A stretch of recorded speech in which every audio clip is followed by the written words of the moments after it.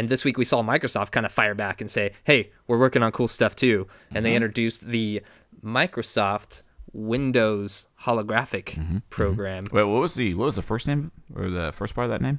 I believe they're calling it the Windows holographic program or team. I'm not exactly sure where that name comes from. I thought they were called the HoloLenses. That's the big name of the device. The HoloLens is the device that you use, and I think Windows holographic is kind of like the team that's putting together all this crazy stuff. So Microsoft came out this week, and they basically had like a promotional video with this crazy thing that you wear on your head, and it allows you to see holographs like just hanging out in your house.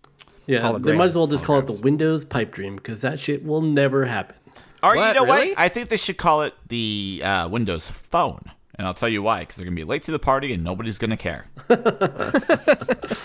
Really? You guys don't think this thing is cool? No, I don't think it's a game changer at all. I think all bets on Oculus. Oh my gosh, it's so really? far beyond what I feel like Microsoft is capable of that it'll like that product video they put out, the little teaser trailer thing. There is a lot of nonsense in there. There's a lot of nonsense on there, and there's like a level of fidelity in that video that is totally not going to be realistic in what they put out. And if you think about like how the Kinect works now, and if they're probably pairing those two things together, right? Like because you see people gesturing with their hands and navigating menus, Minority Report style, which is like, how are they doing that? Like, how are they tracking your hands? Yeah, blowing up a piece of a wall and having Minecraft be on the other side. Come on. No, I heard that actually happened. Like somebody was tweeting about having tried the demo. They did give limited amounts of press access to that, and a guy was like, "Yeah, I totally blew a hole in the wall in Minecraft." And Minecraft was on the other side.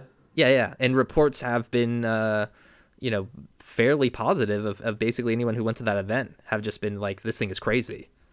So I also super hate that they're calling it holograms, because that's not holograms. It's not. Well, yeah, I guess it is just another form of alternate reality, right? It's just another form of AR because you're wearing these lenses on your face, which are, the profile is significantly smaller than a Morpheus or the Oculus Rift. They look more like bulky sunglasses or something.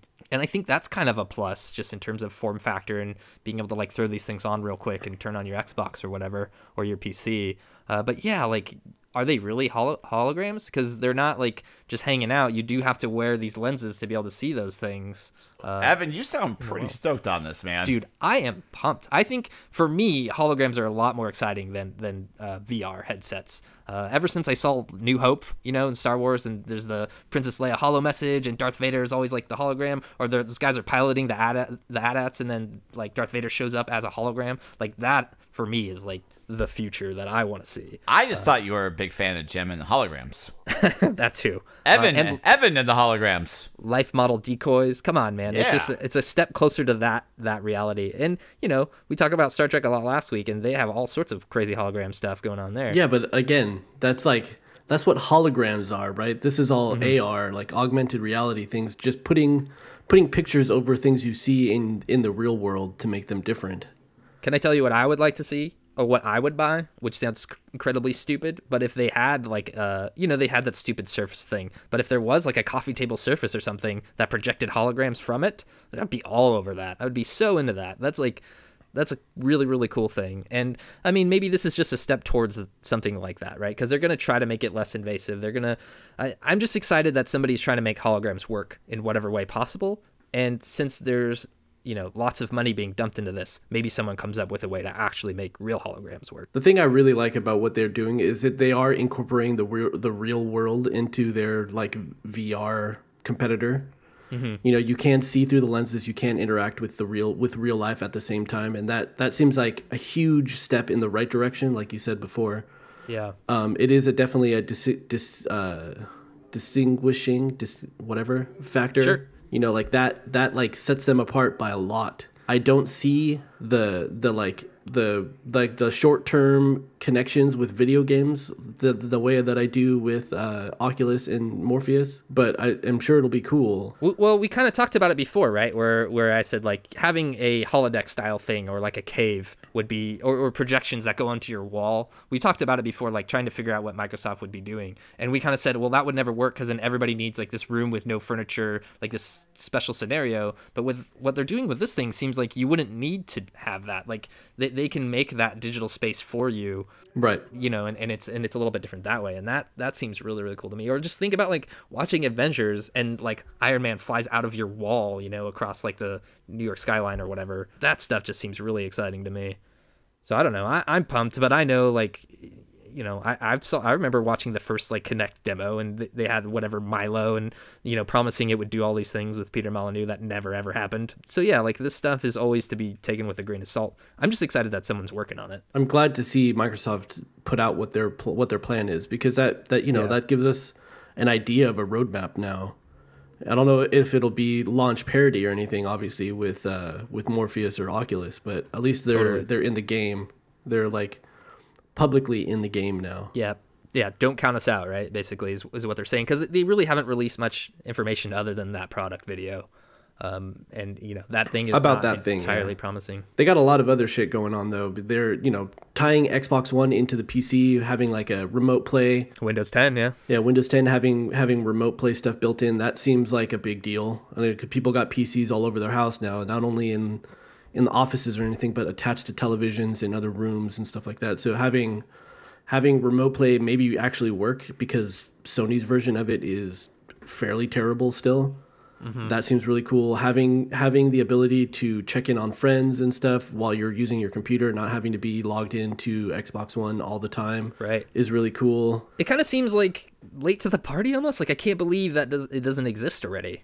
Yeah, that was like the one thing that everybody wanted since the launch of Xbox Live, is like, this is, I want to be on my computer and see that people are doing this thing and be able to go over there. Like they kind of do that now with the tablet and phone apps, but not to a point where it's very usable. But this will be very usable in a real way. You see people playing this game, and then you just click the button or whatever, and it puts you in that game on the screen you're currently at. And that it's using your PC's hardware is a lot more promising than trying to ship a small box like the Vita TV or whatever that thing's called now. Yeah. I think that's because at least you have like a method to make it better with like a better wireless card, or like getting directly to Ethernet or something. Maybe there's like better ways of making it work that you don't necessarily have with a kind of closed off box. I wonder if there'll be any kind of performance enhancing stuff that people can do with their PCs, because obviously the PCs are going to be ahead of the Xbox One hardware wise for a long time. Oh yeah, that's an interesting question. You mean like actually making your games run better somehow? Yeah, like somehow making the games have more fidelity or better frame rates or anything like that aren't possible with the Xbox One hardware, with those games that they're putting out in either location. That's kind of a crazy notion, yeah. Was there anything else from all these Microsoft announcements that you saw that caught your eye? I mean, I was pretty much just blindsided by the holographic stuff. I think what they're doing with the release of Windows 10, they're going the Mac way and the Linux way. Like, hey, we're going to give you this thing for free if, there's a big if with an asterisk there. But they're coming down to where you don't have to spend $100-something on Windows anymore. And now every PC that you want can have Windows running on it. And that means that video games are going to be way more prevalent on all these different systems. There's no bottleneck there with like having to spend hundreds of dollars to get an operating system that will run these things. The shift back to a normal using UI style thing where people are going to be way more comfortable getting all this stuff running is really cool.